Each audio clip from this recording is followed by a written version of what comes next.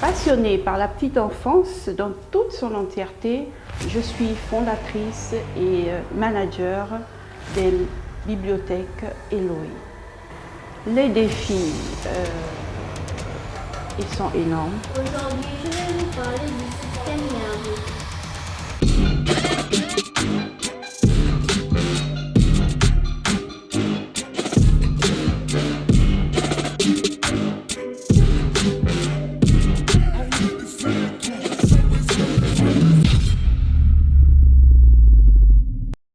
Encadrer des enfants, je suppose que ça nécessite beaucoup d'attention, il faut être regardant parce que les enfants ils sont très particuliers.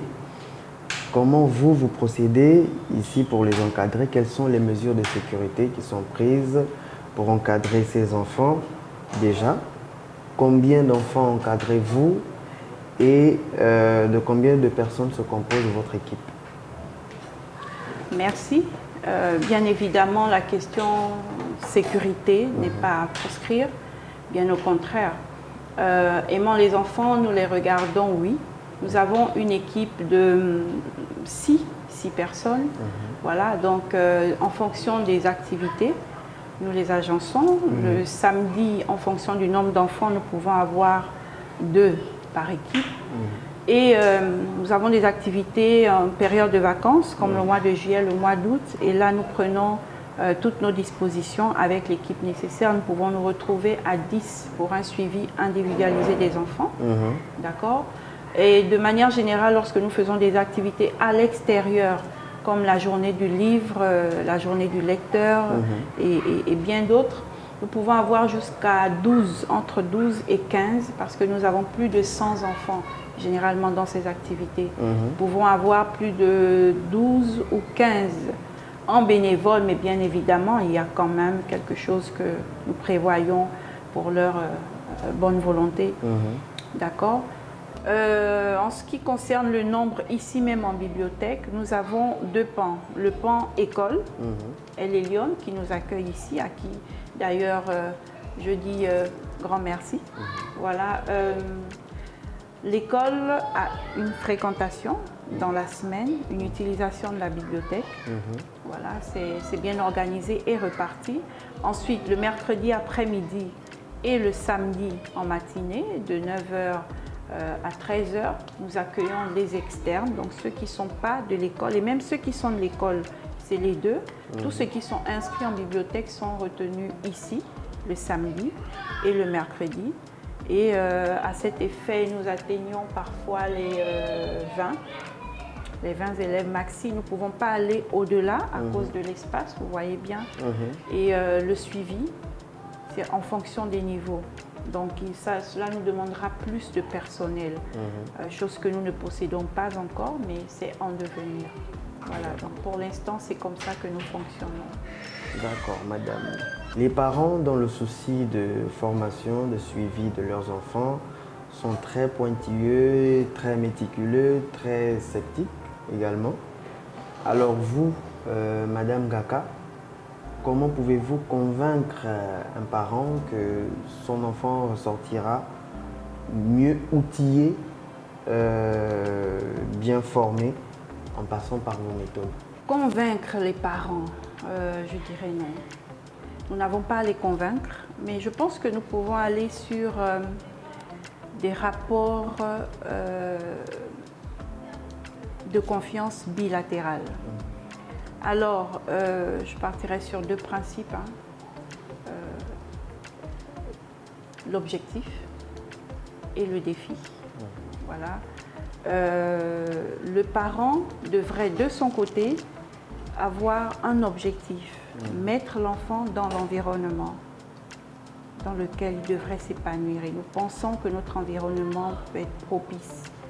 Ensuite, nous, de notre côté, dans la confiance du parent, nous avons un défi à relever.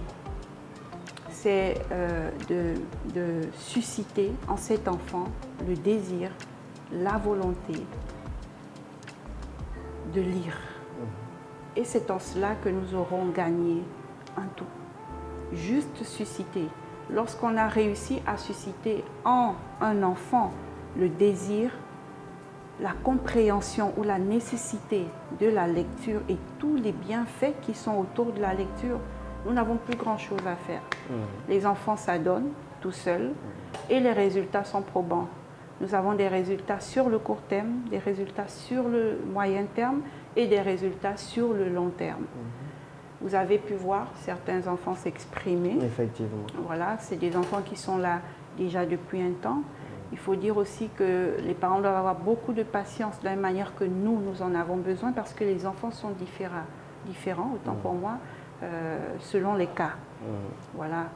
Il y en a qui apprennent très facilement, il y en a pour qui c'est long. Donc, il y a aussi le respect des conditions dans l'assiduité. Il est important pour un enfant engagé dans ce processus de respecter les différents rendez-vous et de travailler. De même, lorsque des travaux sont donnés, il faut que les parents s'y mettent. Donc vraiment, je dirais que ce n'est pas une affaire de conviction, c'est plutôt un rapport de confiance bilatérale entre le parent et nous. Toujours dans les points forts de votre structure, même s'il est difficile au regard de tout ce qui est mis en place pour leur épanouissement, il est difficile de se dire que la réponse serait négative. Je vous demande quand même, Madame Kaka, pensez-vous que les enfants se sentent bien au sein de votre organisation? Combien coûte l'inscription ici? Et quelles sont les conditions d'adhésion? D'accord. Les conditions d'adhésion, bien évidemment, être âgé des tranches qui ont été données au départ, donc de 0 à 12 ans. Le prix d'inscription, alors les prix sont basiques pour le samedi dans la semaine. Donc l'utilisation de la bibliothèque est à 15 000 francs CFA. Après, en fonction des cas, nous avons des cas particuliers et les parents demandent à être suivis dans des domaines bien spécifiques. Voilà, nous pouvons aller jusqu'à 25 000 francs le mois. Mais logiquement, nous restons sur 10 000 et 15 000 francs. Le mois ou la séance? Le mois. Le mois, oui. Nous n'avons pas de conditions d'inscription financièrement dites. Juste prévoir certaines informations, donc nous remplir la fiche d'information. Voilà, et il vous est donné en retour une carte d'adhésion voilà, à la bibliothèque. Parlons de est-ce qu'ils se sentent bien? Alors là, c'est aux parents de nous le dire et bien sûr, évidemment, nous avons des retours. Les enfants se sentent bien. Je l'ai senti personnellement plusieurs fois, mais encore plus lors d'une sortie. Nous sommes allés faire de la lecture dans un hôpital pour des enfants souffrants. Et les enfants ont été émerveillés de passer ces moments avec d'autres enfants comme eux, mais qui souffraient de certaines pathologies, qui pourtant ont passé des bons moments. Vraiment, ils ont passé de bons moments. La séparation a été difficile. À ce moment, j'ai réalisé que les enfants aimaient ce qu'ils faisaient et qu'ils s'y sentaient bien. Et ils en ont parlé. Aussi, nous avons beaucoup de retours des parents qui disent que les enfants parlent sans cesse et ils ne veulent pas du tout s'absenter. Lorsqu'il y a bibliothèque à El Elyon, ben, ils sont là. Ils ne veulent pas rater du tout l'occasion d'être là. Voilà. Après, le fait de joindre l'utile à l'agréable fait qu'ils sont plus intéressés à la chose.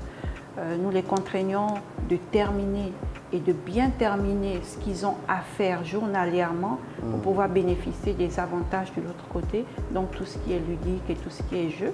À l'extérieur, nous mettons à disposition parfois château gonflable, trampoline, et nous avons des récompenses également que nous prévoyons pour eux en fonction des rendus. Donc tous sont motivés à faire mieux que. Et oui, donc nous disons que le rendu, nous l'avons. Les enfants se sentent bien dans nos structures. En dehors des tranches d'âge que vous avez déjà énumérées au début de l'interview, est-ce que vous avez déjà songé à encadrer des plus âgés? La question des plus âgés, je dirais non, je n'ai pas songé à encadrer les plus âgés. Parce que nous estimons qu'il y a des choses qui sont plus prenantes lorsqu'on les fait très tôt. Chez les enfants, l'apprentissage dès le bas âge fait que lorsqu'ils seront un peu plus grands, sinon âgés, ils auront gardé quelque chose. Aujourd'hui, avec ce que nous voyons dans la société, aller vers les plus âgés, oui, c'est possible, hein. Mais il y a des personnes déjà qui le font. Vraiment, j'en connais beaucoup. Lorsqu'on me propose à moi des personnes plus âgées, j'ai dans mon équipe, autant pour moi, Madame Nzogé, Minta, qui se charge parfois des plus âgés. J'ai également Madame Bina, voilà, qui est professeure de français et qui s'adonne à cette activité également. Alors, elles savent prendre les plus âgés.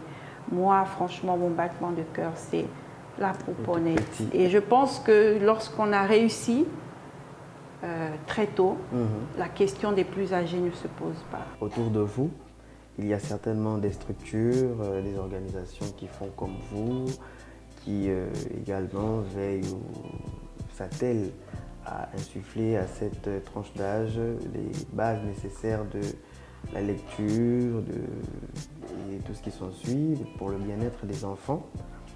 Qu'est-ce qui vous différencie des cours de vos concurrents? Mes concurrents, sans prétention aucune, je ne sais pas s'il faille parler de concurrence. Oui, certainement en matière de bibliothèque, il y en a qui sont peut-être pas très connus en dehors de ce que nous connaissons tous. Voilà. Mais parler de concurrents dans mon domaine spécifiquement, je dirais, j'en connais pas. Voilà. Et après, s'il y en a, je ne sais pas exactement ce qu'ils font dans le détail. Mais je sais une chose en matière de méthode ludique. Pour l'instant, de ce que je sais, je suis la seule. C'est des méthodes innovantes que nous sommes en train de mettre en place. Évidemment, nous ne l'avons pas inventé. C'est d'observer à l'extérieur et d'emmener chez nous pour une amélioration continue. Voilà, donc en matière de concurrents, s'il y en a, certainement dans le domaine des livres, hein, de la lecture, mais en matière de jeux, je nous qualifierais de ludothèque. Ouais. Voilà, de ludothèque. Et ludothèque au Gabon, on n'en parle pas, sauf omission. Hein. Voilà. Alors, merci pour ce mot de fin. Je dirais que Eloé nous ouvre un gros avantage en matière de lecture et nous, parents, devons nous prêter au jeu. Alors, parmi les avantages de la lecture, nous pouvons citer qu'elle offre plein de possibilités à nos enfants. Lire pour mieux s'exprimer, lire pour mieux comprendre. La lecture est un moteur d'écriture et de culture. La lecture a des bénéfices pour la mémoire et pour le cerveau. La lecture rend le cerveau plus fort et la mémoire plus puissante et donc efficace pour le traitement des informations reçues. La lecture contribue à améliorer la mémoire, la capacité et l'attention. Le niveau de vocabulaire élevé dépend des temps passés dans la lecture. Le niveau de compréhension au fil des temps est amélioré et développé. N'oublions pas les compétences linguistiques également. Alors, chers parents, chers abonnés, comment ne pas venir inscrire son enfant ici lorsqu'on entend une dame parler avec passion des enfants? Comment ne pas venir lorsque vous avez vu, lorsque vous voyez tout ce que nous vous avons présenté ici, tout ce qu'elle a énuméré, qu'elle offre à vos enfants? Comment ne pas venir les inscrire ici? Vous donnerez ainsi à vos enfants d'apprendre en s'amusant. Le 2 en 1 de Eloé Bibliothèque, c'est que vos enfants, ils apprennent en s'amusant. Chers parents, venez inscrire vos enfants ici. C'est bénéfique, c'est important que les enfants, dès le plus bas âge, apprennent à lire correctement avec des manuels et des méthodes qui sont innovantes. C'est ainsi que nous arrivons au terme de notre entretien avec Madame Ngaka. Madame Ngaka. Merci beaucoup. Merci de nous avoir reçus dans vos locaux. Je n'ai pas vu le temps passer tellement vous parlez de ce que vous faites avec passion. Ça a été un agréable moment pour nous. Nous allons malheureusement vous quitter. Merci de nous avoir reçus. Merci, pareillement. Le sentiment est partagé. Ok, passez une agréable journée. Merci Moi bien. et mon équipe, on va se diriger vers la sortie. N'oubliez pas, vous êtes sur Suivre mon business. Si vous n'êtes pas abonné, faites-le maintenant. Et n'oubliez toujours pas d'activer la clochette de notification pour ne rien rater sur tous les bons plans que nous aurons à vous proposer. Et pour contacter notre équipe comme Madame Ngaka l'a fait, n'oubliez pas de regarder l'adresse qui s'affiche au bas de votre petit écran. C'était Glenn, votre humble serviteur. C'est ici que nous allons nous quitter. À la prochaine.